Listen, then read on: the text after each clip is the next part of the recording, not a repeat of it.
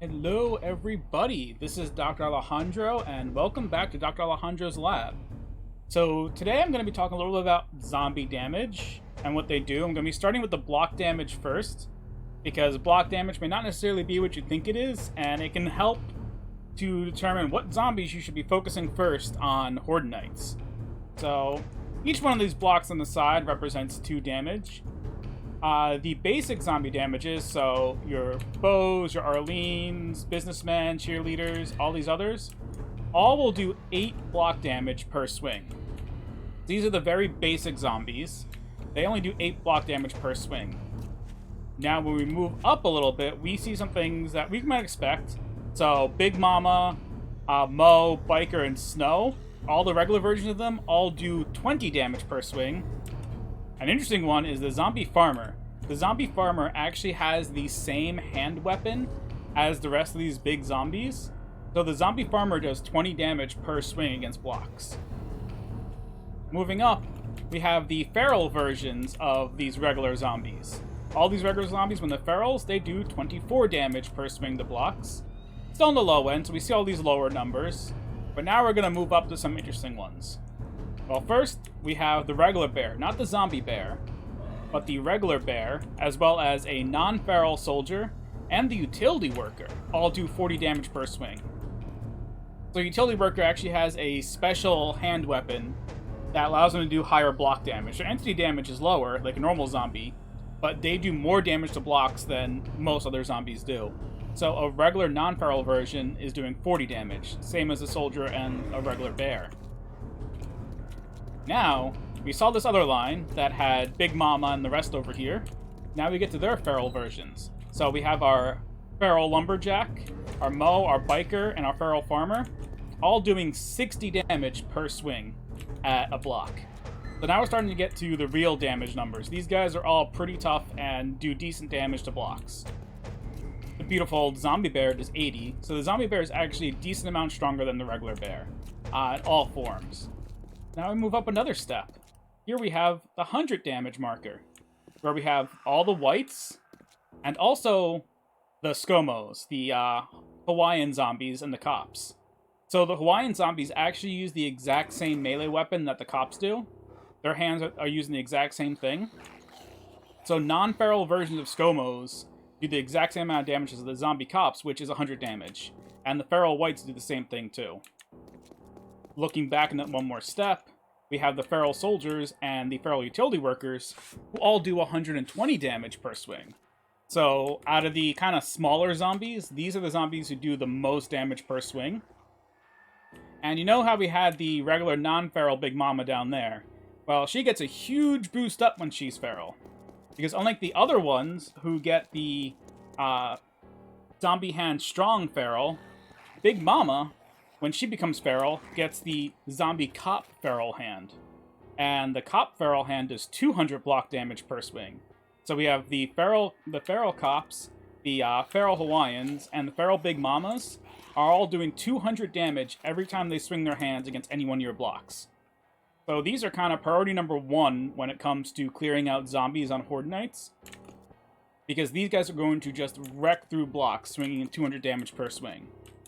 Their radiated versions don't have higher damage, but they have higher arcs in their swings, so they can hit more blocks at once. That's kind of the big changeover for some of the radiateds compared to the non-radiateds, is they have a longer swing arc, so they can hit multiple blocks. You might be wondering, there is a zombie here who is missing, that we haven't seen yet on this list, that we also kind of know what to expect from later Horde Nights. Well, let's go take a trip out this way. Let's just fly on along. So when a demo shows up, every single swing of their claws is just knocking out chunks of 500 at a time. Everyone knew that the demo zombies were strong, but seeing it in kind of this line compared to all the other zombies, where the highest the rest of them were doing was 200, and that was really high, flying out this way to our demolition zombies doing 500 a swing is huge. Now, I'm going to rebuild this for you guys and show you guys the entity damage. So entity damage is a little bit different. It functions a lot lower, so you won't see numbers this high for entity damage on swings. But I'm going to rebuild this quickly and I'll get back to you all. So now that we finished doing the block damage for the zombies, I just wanted to give you guys some comparisons. So the reason why I brought this up is targeting specific zombies on Horde Night to make sure they're killed first can actually be a huge boon, especially when they're the fat Hawaiians or the big mamas. Most people already know, oh, the zombie cop comes through, take them out first. Not everyone realized, oh, if a construction worker or a feral big mama or a feral fat Hawaiian comes, target them first. Normally just kind of shoot the zombies that are there. However, given the fact that a regular feral zombie is only doing 24 block damage, but the feral big mama and feral fat Hawaiian are doing 200, one of their attacks is worth 9 attacks from the smaller zombies. So if you want to keep damage to a minimum, you do want to target the specific zombies on Horde Night to make sure that you're taking the minimum amount of damage. Granted, for some of them it doesn't really matter that much, like the zombies that might do 20 damage versus zombies that might do 30 or 40. At that point, the trade-off of taking time to target specific zombies probably isn't that huge. When it comes to regular ferals versus the zombies that are doing 200 block damage, at that point, the difference in numbers is so high that you really should spend some time targeting those zombies first, and then kind of just grabbing the rest of them. That was one of the big reasons I wanted to point out that block damage for all of you.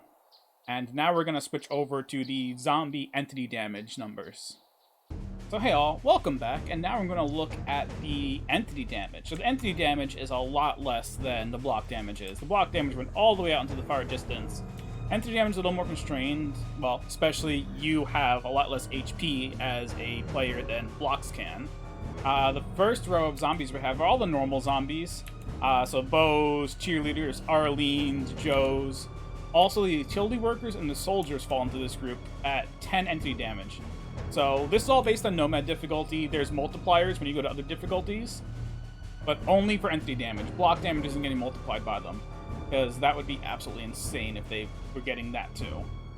But we have all these normal zombies who are here, and we can see down the line, so we have the regulars all doing 10 damage.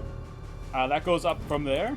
Then at 20 damage, again, since this farmer has the same hand as, the lumberjacks and some of the others, the zombie farmer does 20 damage per swing, same as the regular cops, the regular big mamas, the regular lumberjacks, and also feral versions of these regular zombies. These regular zombies, the feral version does 20 damage per swing. Demos are slightly interesting because there's no other version of a demolition zombie than the main one. So demolition zombies, amazing at destroying blocks with that 500 block damage, but they will only do 20 entity damage a hit. So they're actually not as scary when they're punching you as some other zombies can be.